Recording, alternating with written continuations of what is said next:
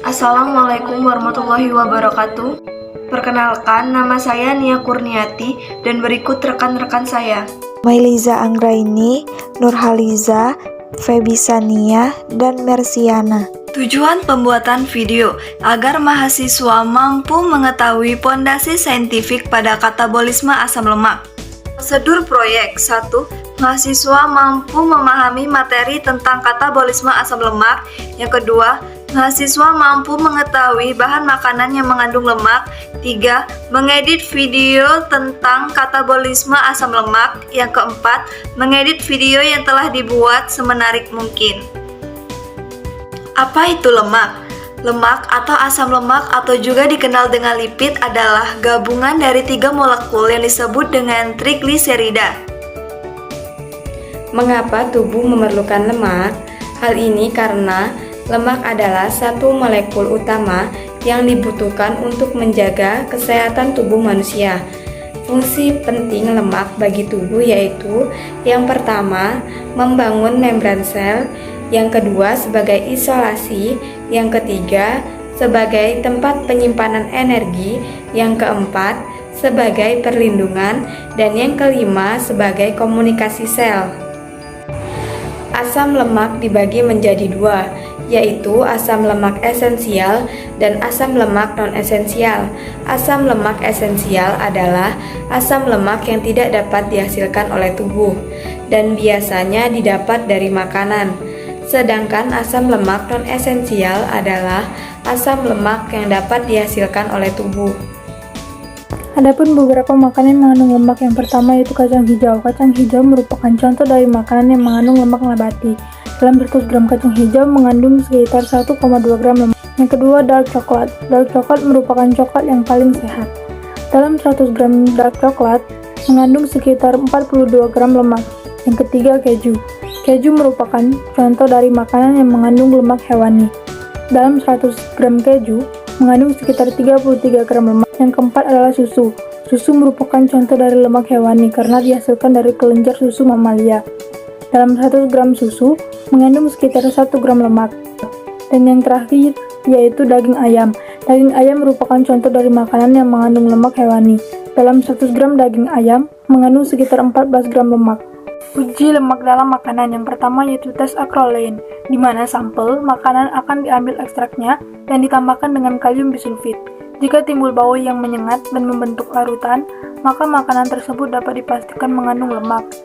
Yang kedua yaitu uji transparansi, di mana sampel makanan akan diletakkan di atas kertas saring dan digosokkan dengan perlahan.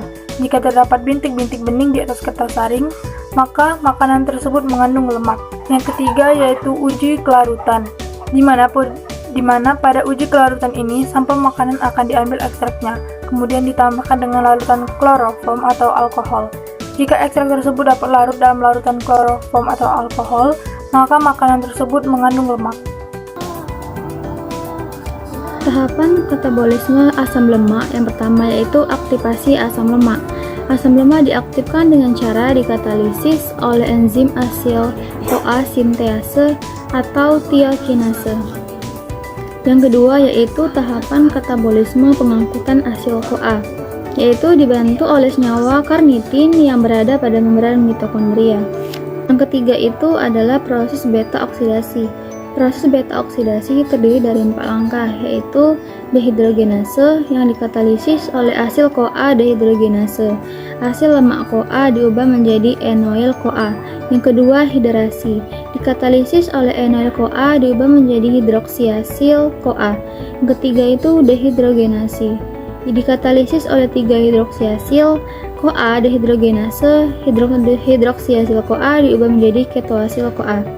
Yang terakhir yang keempat, pembelahan tiolitik. Dikatalisis oleh beta ketotialase, ketoasil CoA dipotong menjadi asetil CoA dan sisa asam lemak. Tiap satu siklus beta oksidasi akan menghasilkan 1 FADH2, 1 NADH dan 1 asetil CoA.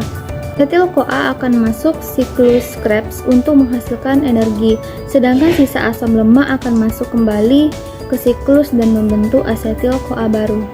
Jumlah ATP, energi yang dihasilkan dari asam palmitat C16 dari proses beta oksidasi merupakan proses berulang dengan 7 siklus. Di dalam setiap siklus menghasilkan 1 FADH2, 2 ATP, dan 1 NADH3 ATP sehingga menghasilkan 5 ATP dalam satu siklus. Sedangkan asam palmitat terdapat 7 siklus, berarti 7 kali 5 sama dengan 35 ATP. Kemudian 1 asetil CoA masuk ke dalam siklus Krebs dan menghasilkan 12 ATP. Sedangkan asam palmitat terdapat 8 asetil CoA yang berarti 8 kali 12 sama dengan 96 ATP. Jadi totalnya menjadi 35 ditambah 96 sama dengan 131 ATP. Tetapi pada proses aktivasi digunakan 1 ATP. Jadi total bersih ATP yang dihasilkan berjumlah 130 ATP. Kesimpulan, katabolisme asam lemak terbagi menjadi 4 tahap, yaitu 1. Aktivasi asam lemak, kedua, pengangkutan asil CoA ke mitokondria, yang ketiga yaitu proses beta oksidasi, dan yang keempat yaitu proses sintesis ATP. Jumlah total ATP yang dihasilkan dari siklus ini yaitu 130 ATP. Itulah pemaparan materi dari kelompok kami. Sekian dan terima kasih. Wassalamualaikum warahmatullahi wabarakatuh.